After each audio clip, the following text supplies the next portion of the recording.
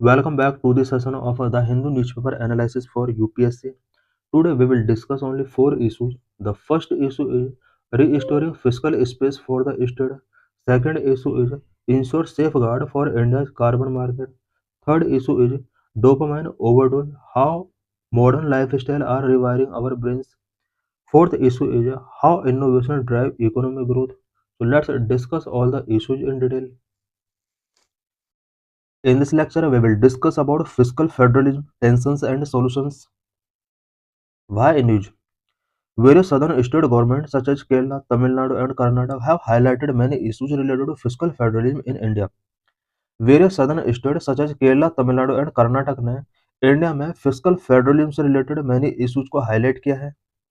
Newly constituted 16th Finance Commission should address complaints of increasing vertical and horizontal inequalities in devolution.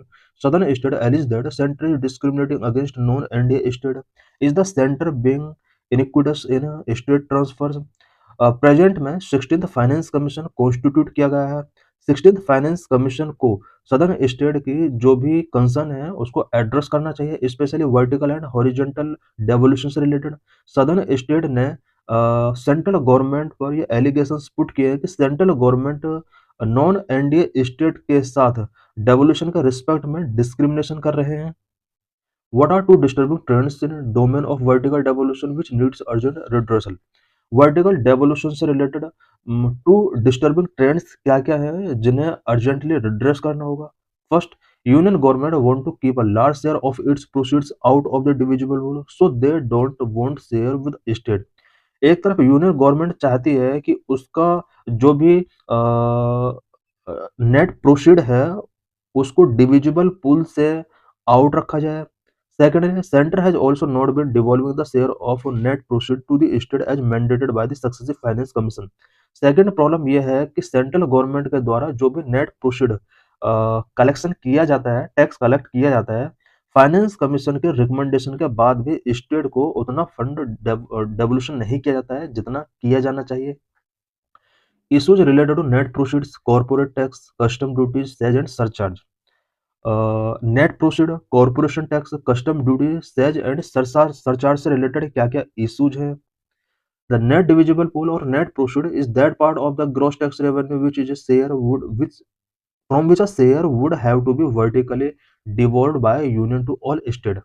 Net divisible pool और net proceed India में gross tax revenue का वो part होता है जिसमें से union government को state के लिए वर्टिकली शेयर करना होगा. The share are designed by each finance commission for a 5 year period. ये जो शेयर होते हैं स्टेट के लिए ये फाइनेंस कमीशन के द्वारा डिजाइन किए जाते हैं. अर्लियर और corporation tax and custom duties were fully used by union. Only income tax and excise duties were shared with the state. Earlier all corporation taxes and custom duties ये union government के द्वारा fully utilise किए जाते थे. Income tax and excise duties state के साथ share किए जाते थे. In a constitutional amendment in 2000 all taxes of the union were added to the net proceed. 2000 में कॉन्स्टिट्यूशनल अमेंडमेंट किया जाता है और इस अमेंडमेंट के अकॉर्डिंग यूनियन गवर्नमेंट के ऑल टैक्स नेट प्रोसीड में ऐड किए जाते हैं. But sage and surcharge under Article 270 and Article 271 were keep out the net proceed. Says and surcharge को आर्टिकल 270 एंड आर्टिकल 271 के अकॉर्डिंग नेट प्रोसीड से out रखा गया है. The share of cess and surcharge in the gross tax revenue was 18.2% in 2019-20, 25.1% in 2020-21, 28.1% in 2021-2022. Gross tax revenue में cess and surcharge किस तरह से ईयर बाय ईयर इंक्रीज हो रहा है हम देख सकते हैं. 2019 में 80%, 18%, 2020 में 25%, 2021 में 28%. यहाँ पर जो सबसे बड़ा इशू है वो ये है कि ज्यादातर टैक्स को सेज एंड सरचार्ज के फॉर्म में सेंट्रल गवर्नमेंट अपने पास रख रही है, जबकि स्टेट को शेयर होने वाला जो टैक्स का शेयर है वो continue year by year decrease हो रहा है. Constitutional provisions to address the issue of package to specific state. Specific state के लिए पैकेज से रिलेटेड इशू को एड्रेस करने के लिए कॉन्स्टिट्यूशनल प्रोविजंस क्या क्या हैं. Article 371 A to H to address the issue of package to specific state provisions are covered in article 371 A to H. Article 370 for the erstwhile state of Jammu and Kashmir which is abrogated. Specific state के लिए package से related issue को address करने के लिए constitution के article 371 A to H के अंदर प्रोविजन किए गए हैं। आर्टिकल 370 जो कि erstwhile state of Jammu and Kashmir के लिए था, इसको अब एब्रोगेटेड कर दिया है। Additional grant under article 282, article 282 के अकॉर्डिंग स्टेट को एडिशनल ग्रांट गिवन किए जाते हैं।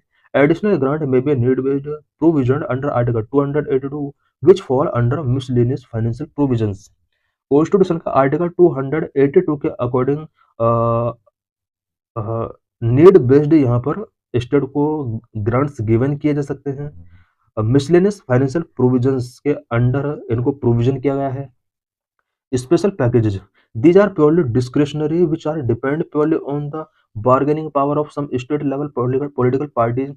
स्पेशल पैकेज जो होते हैं वो प्योरली डिस्क्रिशनरी होते हैं। स्टेट गवर्नमेंट या स्टेट पॉलिटिकल पार्टी किस तरह से सेंट्रल पॉलिटिकल पार्टी के साथ बार्गेनिंग करता है उस पर ये डिपेंड करता है। Article 275 disbursement of grant to state in need of assistance as provided in article 275। Constitution के आर्टिकल 275 के अंदर प्रोविजन किया गया है कि स्टेट के लिए यहाँ पर अगर उसको नीड होगी इमरजेंसी के लिए यहाँ पर ग्रांट डिसबर्समेंट किया जाएगा। Article 280 the finance commission is constituted by the president every 5 years or earlier to make recommendations regarding the distribution of a share of tax collected by the union to the state and how this is to be distributed among the state as per article 280। Constitution के article 280 के according finance commission constitute किया जाता है president के द्वारा every 5 year में, so that tax जो भी कलेक्ट किया गया यूनियन गवर्नमेंट के द्वारा उसको स्टेट के लिए डिस्ट्रीब्यूशन के लिए रिकमेंडेशंस गिवन किया जा सके। Recommendations of the finance commission on devolution of finance to state. Finance का स्टेट के लिए डेवोल्यूशन से रिलेटेड फाइनेंस कमीशन के क्या क्या रिकमेंडेशंस रहे हैं। Now 16th finance commission is in existence. 15th finance commission recommendations present में 16th फाइनेंस कमीशन ऑनगोइंग है। 15th फाइनेंस कमीशन के क्या क्या रिकमेंडेशंस थे, वर्टिकल डेवोल्यूशन से रिलेटेड क्या क्या रिकमेंडेशंस थे। Share of central tax for state are recommended to receive 41% of the divisible pool of central tax. Central tax के डिविजिबल पूल से 41% शेयर स्टेट के लिए होना चाहिए, less than the 42% share recommended by the 14th finance commission. 14th finance commission ने जो percentage यहाँ पर रिकमेंड किया था वो 42% रिकमेंड किया था। Exclusion from divisible pool the tax collection expenses, sergeant surcharge, revenue from union territories and national calamity contingent duty। Finance commission ने यहाँ पर रिकमेंड किया कि tax collection expenses, cess and surcharge, revenue from union territories, national calamity contingent duty, इन सभी को divisible pool से exclude किया जाएगा। Horizontal distribution parameter. Horizontal distribution parameter क्या है? Parameter weightage, income distance 45%, population 15%, demographic performance 12.5%, state area 15%, forest and ecology 10%, tax and fiscal effort 2.5%। यहाँ पर कुछ पैरामीटर के बेस पर भी हॉरिजॉन्टल डिस्ट्रीब्यूट किए जाते हैं, जिसमें सबसे ज़्यादा इनकम डिस्टेंस का वेटेज है। इट मीन जिस स्टेट का सबसे ज़्यादा इनकम होगा उस स्टेट को फाइनेंशियल डेवोल्यूशन सेंट्रल गवर्नमेंट की तरफ से ज़्यादा किए जाएंगे। What are various issues and challenges related to cooperative fiscal federalism? Cooperative fiscal federalism से related various issues and challenges क्या क्या हैं? Number 1, the decreasing share of state in central taxes। Central taxes में स्टेट का share decrease हो रहा है, सबसे बड़ा चैलेंज है। It is a matter of deep worry that the union government pay less to state and retain more from the gross tax revenue. Present में union government state के less pay कर रही है, जबकि ग्रॉस टैक्स रेवेन्यू के एक बड़े share को अपने पास वो रिटेन कर रही है। Number of cess and surcharge not included in the divisible pool of taxes. The amount collected as cess and surcharge along with the cost of collection is not included in the divisible pool of taxes। Says and surcharge के through जो भी amount collect किया जाता है, cost of collection जो भी होता है, वो डिविजिबल पूल के अंदर इंक्लूड नहीं किया जाता है। ये भी एक बिग इशू बना हुआ है। Number 3, share of sage and surcharge has increased over the years. The divisible pool has shrunk Currently, all the states put together get 41% of the divisible pool. Present में cess and surcharge over the years increase हो रहे हैं और divisible pool जो state के लिए है वो कंटिन्यू श्रंक होता जा रहा है। करंट में डिविजिबल पूल का ओनली 41% स्टेट को शेयर किया जाता है। Number 4, the substitution of united untied transfer with central scheme increase rigidity in union state relations and end up diluting the spirit of federalism. Untied transfers का जिस तरह से central scheme के साथ सब्स्टिट्यूशन किया जा रहा है, इसकी वजह से भी यूनियन स्टेट रिलेशंस के बिटवीन रिजिडिटी इंक्रीज हुआ है और स्पीड ऑफ फेडरलिज्म यहाँ पर डाइल्यूट हो रहा है। Number 5, displaying the prime ministers photograph in central project. When state government contribute a big share in implementing a central project, but the union government insisting on displaying the prime minister's photograph or other forms of labeling on the project. कोई भी central project को अगर implement करना होता है किसी state के अंदर, वहां पर स्टेट गवर्नमेंट का भी उस प्रोजेक्ट में कंट्रीब्यूशन होता है, जबकि यूनियन गवर्नमेंट प्राइम मिनिस्टर के फोटोग्राफ के साथ उसको डिस्प्ले करती है, उस पर लेबलिंग किया जाता है। Recent disputes over labelling the Ayushman Bharat wellness centres is one such example. Number 6, sage and surcharge is not used for the specific purpose. Only rise in sage and surcharge is not only a problem. They are often not used for specific purposes for which they were collected. Says and surcharge rise हो रहा है, only यही एक problem नहीं है, बल्कि सबसे बड़ी प्रॉब्लम ये भी है कि जिस पर्पज के लिए इन्हें कलेक्ट किया जा रहा है वो कंप्लीट नहीं हो पा रहा है। Number 7, union government has not been sharing even the finance commission recommended shares of net proceed with the state. Finance commission के द्वारा रिकमेंडेड किए गए स्टेट के लिए शेयर्स को भी यूनियन गवर्नमेंट शेयर नहीं कर पा रहा नेट प्रोसीड से, ये भी एक बिग कंसर्न बना हुआ है। लास्ट फाइनेंस कमीशन है recommended as 32% by the 13th finance commission. 13th finance commission ने नेट प्रोसीड का 32% शेयर करने के लिए रिकमेंड किया था, बट यहाँ पर 44,922 करोड़ का स्टेट को डेवोल्यूशन नहीं किया गया था फंड। 14th फाइनेंस कमीशन में 42% के लिए रिकमेंड किया था, बट यहाँ पर 1.36 लाख करोड़ रुपीज यहाँ पर स्टेट के लिए ट्रांसफर नहीं किए गए थे। 15th फाइनेंस कमीशन ने 41% का रिकमेंडेशन गिवन किया था, बट सेंट्रल गवर्नमेंट ने 3.69 लाख करोड़ यहाँ पर स्टेट को फंड ट्रांसफर नहीं किया था। The state share of central tax as a percentage of net proceed was below the recommendations of the respective finance commission for most years. Most years में हम देख रहे हैं कि फाइनेंस कमीशन ने जितना रिकमेंडेशंस किया उतना रिकमेंडेशंस भी सेंट्रल गवर्नमेंट ने स्टेट के लिए फाइनेंस शेयर नहीं किया। The charts show the share of the divisible pool and sales surcharge and the cost of tax collection in center's gross tax revenue. यहाँ पर एक चार्ट गिवन है, हम देख सकते हैं कि जो रेड कलर में जो शो किया गया says surcharge cost of tax collection share यहाँ पर शो किया गया है। सेज एंड सरचार्ज किस तरह से इंक्रीज हो रहा है हम देख सकते हैं, जबकि overall divisible pool blue colour में शो किया गया है, ये ईयर बाय ईयर रिड्यूस हो रहा है। State wise distribution of the divisible pool in percentage, किस स्टेट को डिविजिबल पूल में से कितना परसेंट गिवन किया जा रहा है हम देख सकते हैं। आंध्र प्रदेश तेलंगाना फाइनेंशियल ईयर 2, 7, 12, 17, 22, 26 हम देख सकते हैं कि जो सदर्न स्टेट है इनका डिस्ट्रीब्यूशन डिक्रीज हो रहा है year by year. Andhra Pradesh Telangana 7.73 से 6.1 पर आ गया। कर्नाटक का भी डिक्रीज हो रहा है, तमिलनाडु का भी डिक्रीज हुआ है, केरला का भी डिक्रीज हुआ है, वेस्ट बंगाल का भी डिक्रीज हुआ है, ओडिशा का डिक्रीज हुआ है, महाराष्ट्र का डिक्रीज हुआ है, राजस्थान का इंक्रीज हुआ है, गुजरात का इंक्रीज हुआ है, एमपी का इंक्रीज हुआ है, छत्तीसगढ़ का इंक्रीज हुआ है, झारखंड का इंक्रीज हुआ है, झारखंड का यहाँ पर देख सकते हैं कांस्टेंट है, बिहार का यहाँ पर डिक्रीज हुआ है, यूपी का यहाँ पर डिक्रीज हुआ है, आसाम का यहाँ पर डिक्रीज हुआ है, नॉर्थ ईस्ट स्टेट का अगर बात किया जाए तो यहाँ पर इंक्रीज हुआ है, कुछ स्मॉल स्टेट इनका भी इंक्रीज हुआ है। तो हम देख सकते हैं कि ज्यादातर सदर्न स्टेट का जो year by year financial devolution है वो डिक्रीज हुए हैं। Need to raise tax devolution. Many states have raised the demand that the share of tax devolution from the net proceed must be fixed at 50% by the 16th Finance Commission. मैंने southern state का कहना है कि 16th finance commission के start होने के बाद net proceed में से जो स्टेट को शेयर किया जाता है वो 50% शेयर होना चाहिए। Such an increase in devolution would give state more to spend on their citizens. इस तरह से अगर डेवोल्यूशंस इंक्रीज होंगे तो स्टेट अपने सिटीजन्स पर मोर स्पेंड कर सकता है।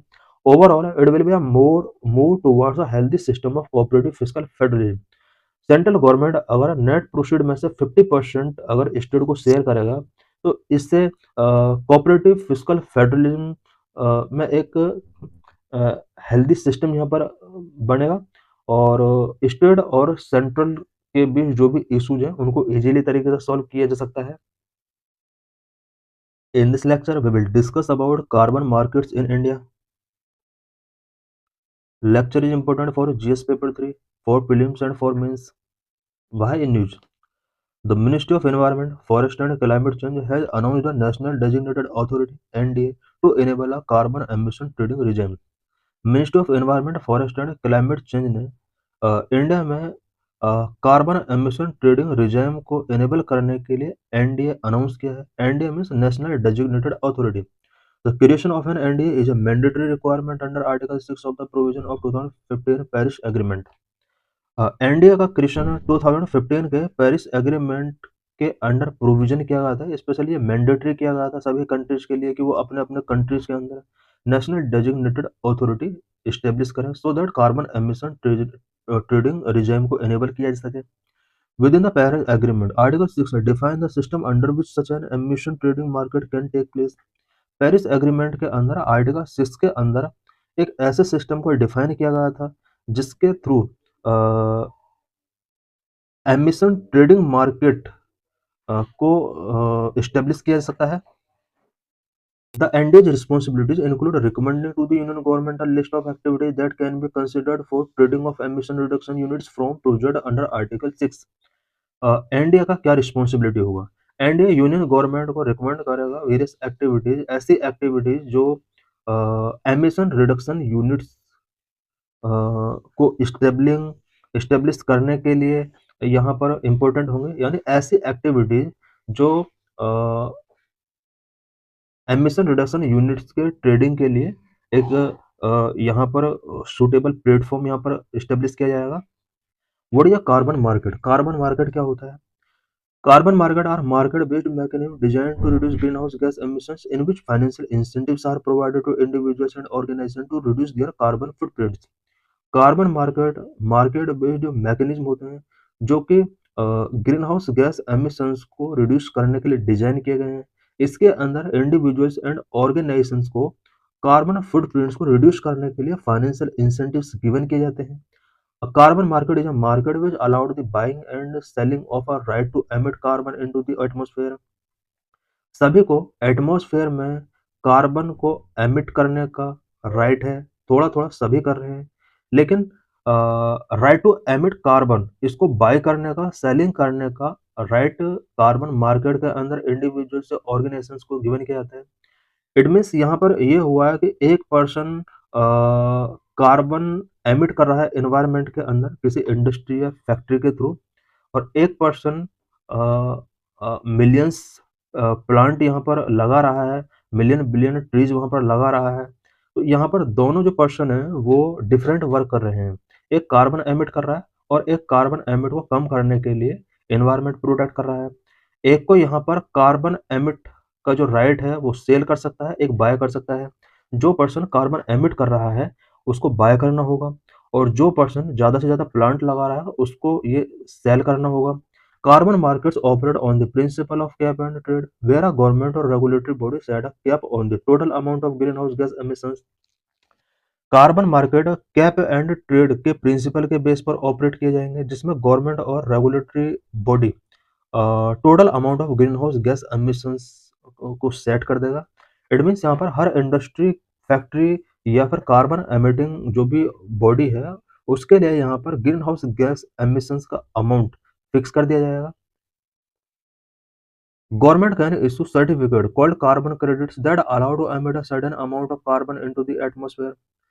गवर्नमेंट कुछ सर्टिफिकेट इशू कर सकती है जिन्हें कार्बन क्रेडिट कहा जाता है।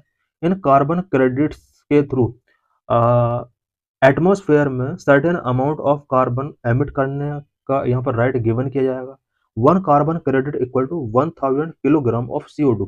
वन कार्बन क्रेडिट जो होगा वो 1000 kg CO2 एमिट करने का राइट इसमें गिवन किया जाएगा। Government can control how much carbon is released into the environment by limiting the number of carbon credits that are issued.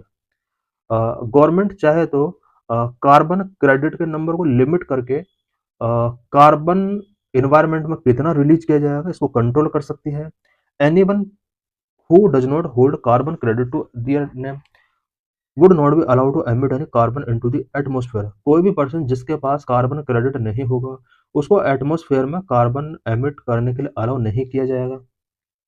Carbon credits were first used in the 1990s in the US on the basis of the cap and trade model to control the emission of sulfur dioxide।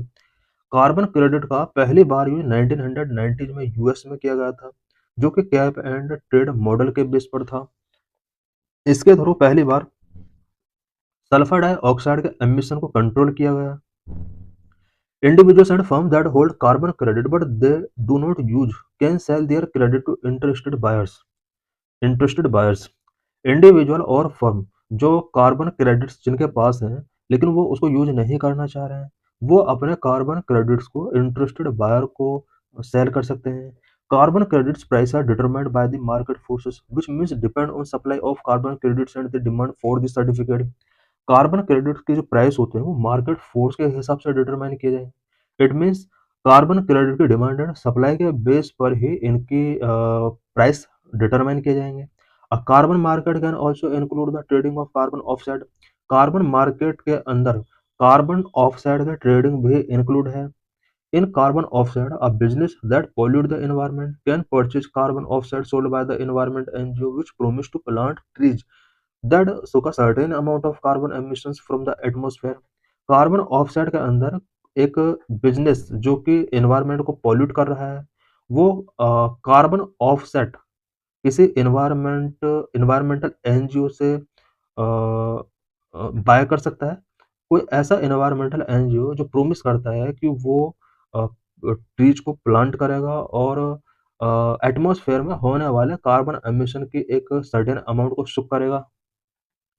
What are types of carbon markets. Carbon markets के type क्या क्या होते हैं। Number 1 compliance market. Compliance markets are mandatory requiring regulated entities to purchase carbon credit to compensate their emissions. Compliance market mandatory market होते हैं जिसमें entities को carbon credits purchase करने होते हैं सो दैट वो अपने एमिशंस को कंपेंसेट कर सकें। Mostly these entities are large industrial polluters. ज़्यादातर लार्ज इंडस्ट्रियल पोल्यूटर्स इसके अंदर इंक्लूड होती हैं। Number of voluntary markets. These markets are voluntary, allowing individuals, business, and organizations to purchase carbon credit to compensate their emissions rather than regulatory requirement। Voluntary markets जो होती हैं वो voluntary होती हैं। इंडिविजुअल, बिजनेस एंड ऑर्गेनाइजेशंस को इसमें carbon credit को purchase करने के लिए फोर्स नहीं किया जाता है। India is a significant exporter of carbon credits in voluntary market। Its credit worth is between USD 200 to 300 billion per year and accounting for 17% of the global supply in 2022। India voluntary market में carbon credits export कर रहा है।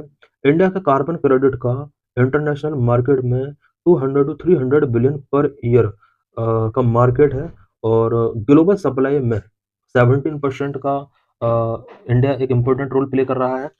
What are carbon credits and carbon taxes. Carbon credits and carbon taxes क्या होते हैं। What is carbon credit. Carbon credits represent a reduction in greenhouse gas emission that can be traded. Carbon credit greenhouse gas emissions के reduction को represent करता है जिसको trade किया जा सकता है। One carbon credit equal to 1 ton of CO2 equivalent reduced और avoided. One carbon credit means 1 ton of CO2 जो रिड्यूस किया गया है जिसको अवॉइड किया जा सकता है। Carbon credits can be generated through various activities such as preventing deforestation और promoting reforestation by implementing energy efficient technologies reducing waste और transitioning to renewable energy sources। What is carbon taxes? Carbon taxes are taxes that are direct levy on the emission of the greenhouse gases। Greenhouse gases के emission पर जो direct levy किए जाते हैं tax वो carbon tax होते हैं। Polluters पे tax based on the amount of emitted greenhouse gases. Greenhouse gas जितना एमिट किया जा रहा है पॉल्यूटर्स को उतना उसके हिसाब से टैक्स पेमेंट करना पड़ता है। For the government carbon tax generate revenue which can be used to fund climate mitigation and adaptation project to reduce other taxes। Government के लिए कार्बन टैक्स रेवेन्यू का एक इम्पोर्टेंट सोर्स हो सकता है, और इस टैक्स का use climate mitigation and adaptation project के लिए किया जा सकता है। What are the current government initiative related to carbon market in India. India में कार्बन मार्केट से रिलेटेड गवर्नमेंट के क्या क्या इनिशिएटिव्स रहे हैं। Number 1, carbon credit transfer scheme CCTS। Based on the Environment Act 1986, India launched the CCTS to reduce greenhouse gas emissions by trading carbon credit certificate।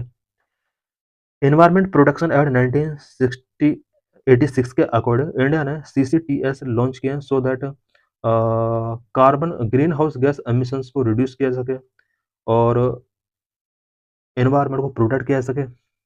In India, the compliance of CCTs will commence in the 2025-26, which allow non-obligated entities to participate and trade carbon credit certificates।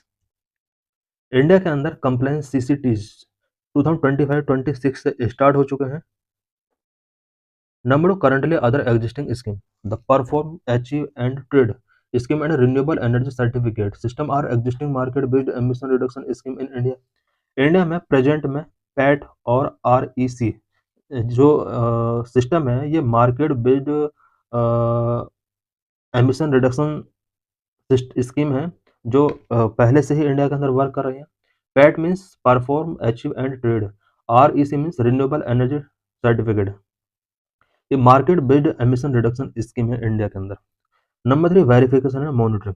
The national steering committee for Indian carbon market and the Bureau of Energy Efficiency are responsible for monitoring, reporting and verification process of carbon credit। India में carbon credit को monitor करने के लिए, report करने के लिए and verification process को complete करने के लिए मेनली दो यहाँ पर इंस्टीट्यूशन है। National steering committee for Indian carbon market NSCICM, bureau of energy efficiency. Significance of carbon markets. Carbon markets का क्या सिग्निफिकेंस है। Carbon markets are important because they help to reduce emission. ये emission को reduce करने में help करते हैं। Carbon markets include activities that reduce और remove emissions which can help to achieve the Paris agreement goal. Carbon market ऐसे activities इसके अंदर इंक्लूड होती हैं जो एमिशंस को रिड्यूस करने में, रिमूव करने में एक इंपॉर्टेंट रोल प्ले करेंगे एंड पेरिस एग्रीमेंट गोल को अचीव करने में भी इनका एक इंपॉर्टेंट रोल हो सकता है। Number 2, incentivise investment. Carbon market can encourage companies to invest in cleaner technology and energy resources. Carbon market companies को क्लीनर टेक्नोलॉजी में इन्वेस्ट करने के लिए एनकरेज कर सकते हैं। Number 3, provide revenue. Carbon markets can provide revenue to governments to fund public project such as cleaner technologies.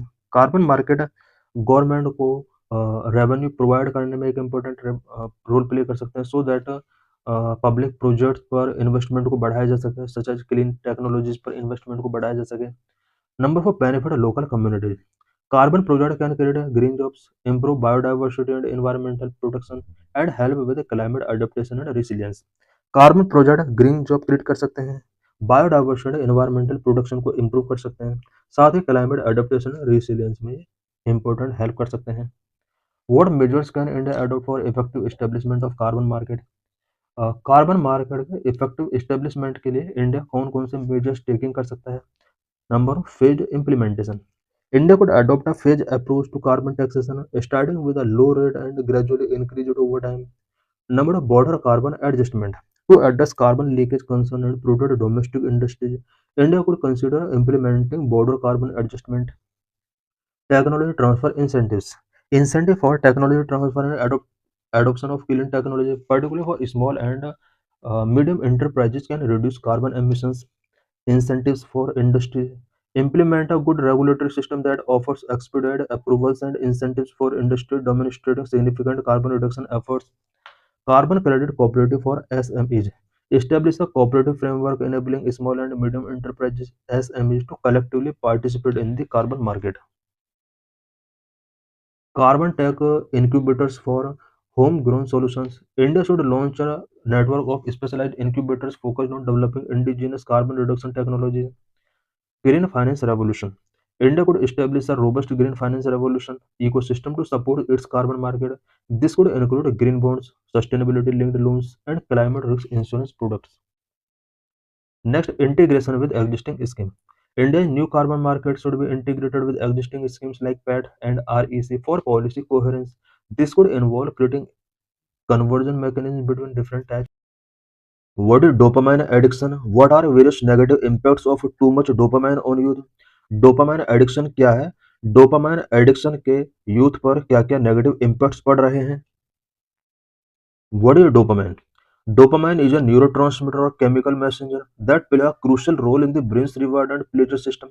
Dopamine एक neurotransmitter और केमिकल मैसेंजर है जो कि ब्रेन के रिवार्ड एंड प्लेजर सिस्टम में क्रूशियल रोल प्ले करता है।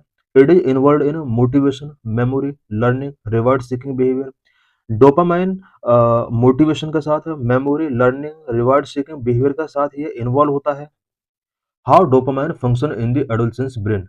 डोपामाइन एडोलसेंस ब्रेन में किस तरह से फंक्शन करता है? During adolescence brain development remodel in the frontal and prefrontal cortex responsible for executive functions like decision making and impulse control.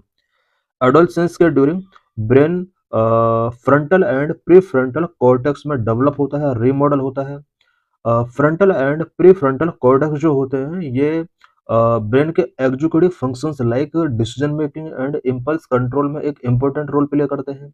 Increase dopamine activity in the adolescents, the limbic system, a brain region associated with reward and emotion, so a peak in dopamine activity. Adolescence period के during limbic system जो कि brain का एक important reason होता है जो reward and emotions के साथ एसोसिएटेड है, यहाँ पर डोपामाइन एक्टिविटी अपने पीक पर होती है। This make adolescents more responsive to emotion, reward and stress. Dopamine activity में इंक्रीज होने की वजह से adolescence more emotions, reward and stress से रिलेटेड चैलेंजेस फेस करते हैं। imbalance between regions. The reward seeking center mature faster than the prefrontal cortex. This imbalance means that a go system for reward is highly active while the stop system for control is still developing. Reward seeking centre जो होता है वो pre frontal cortex के compare में faster mature होता है।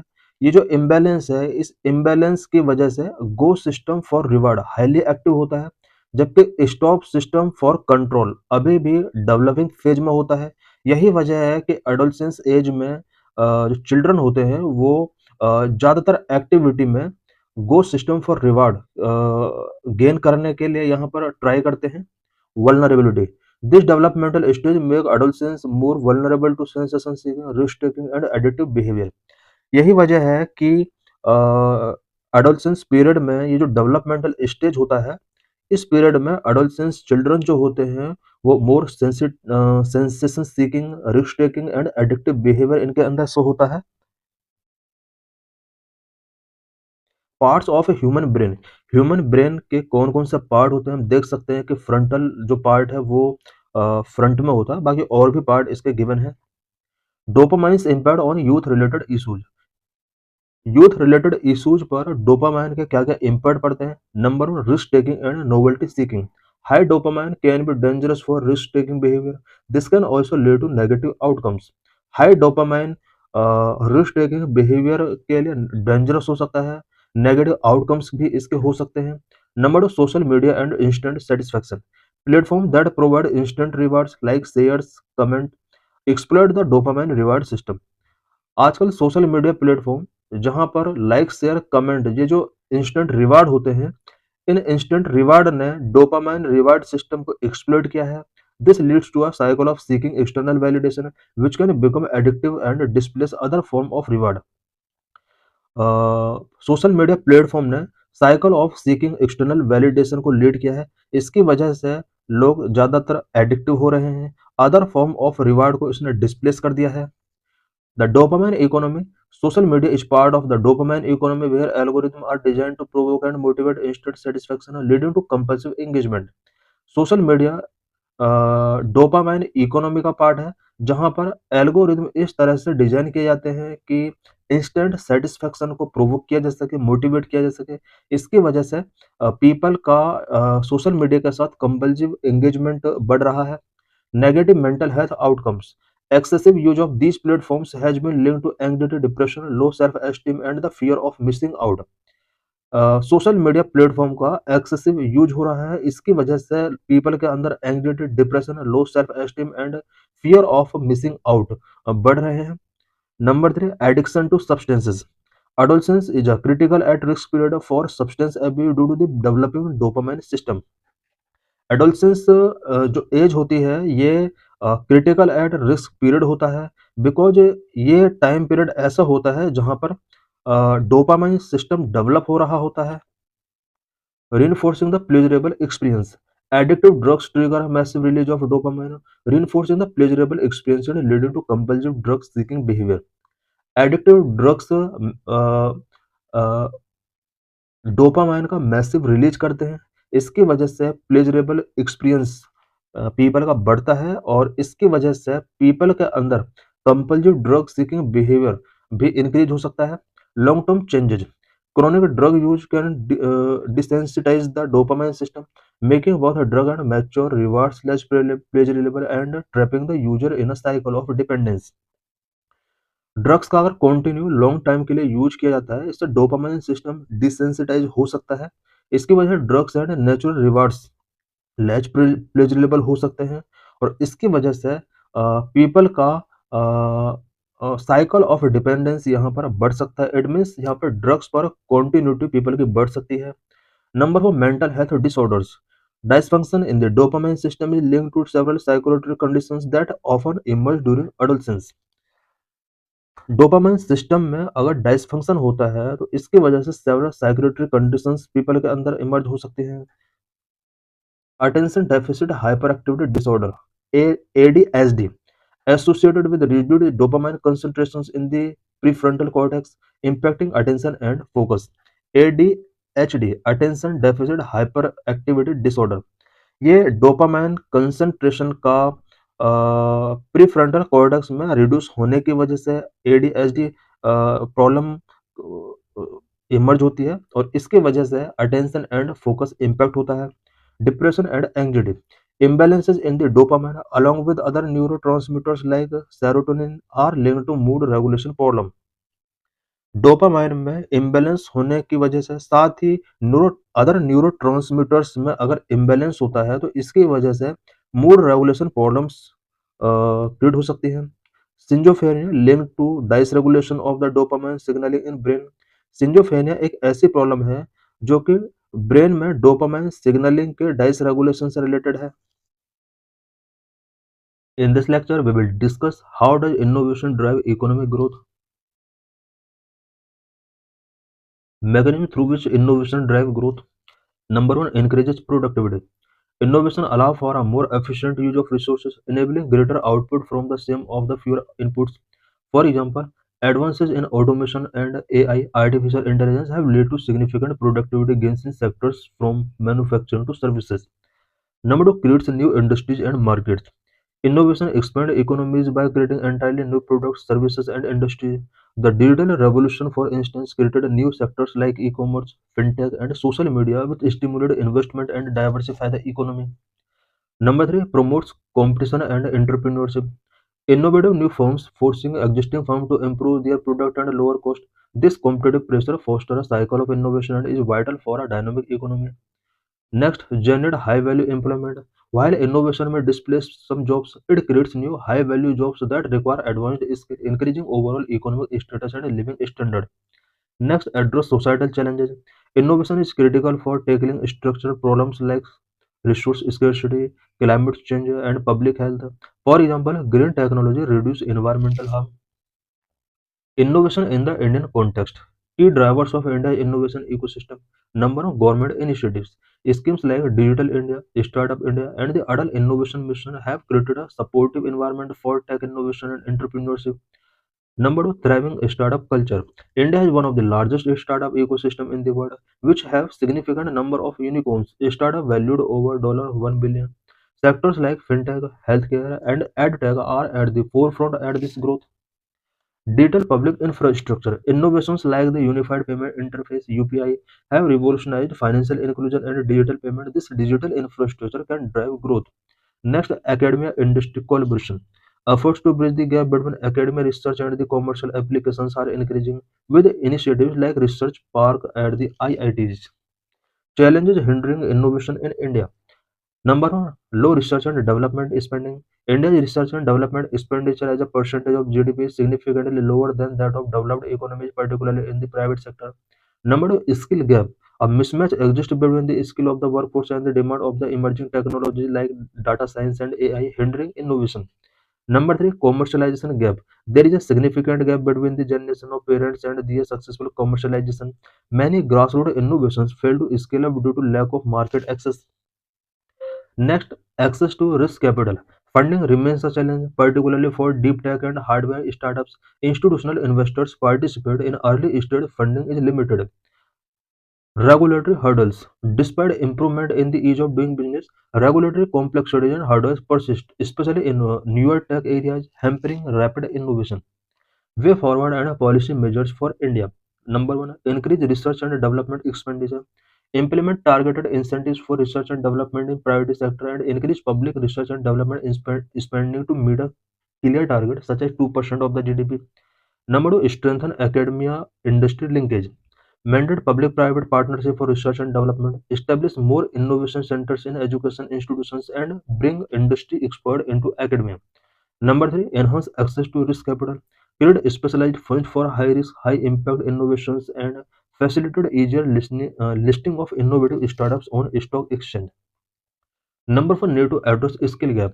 Launch national missions to skill the workforce in the emerging technology and use AI powered system to forecast future skill needs. Number five, improve regulatory environment. Implement a regulatory sandbox approach to test new technologies and streamline process to lower compliance burdens for startups. Thanks for watching this video.